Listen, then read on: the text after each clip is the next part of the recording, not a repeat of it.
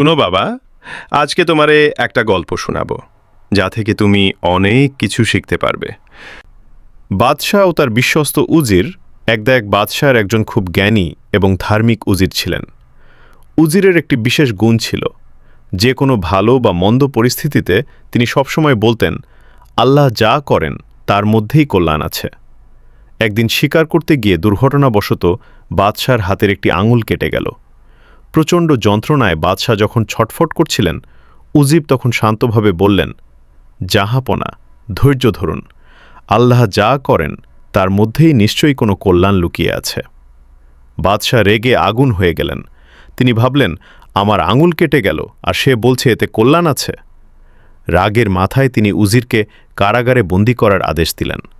কারাগারে যাওয়ার সময়ও উজির হাসি মুখে বললেন, আলহামদুলিল্লাহ, এর মধ্যেও নিশ্চয়ই কোনো কল্যাণ আছে।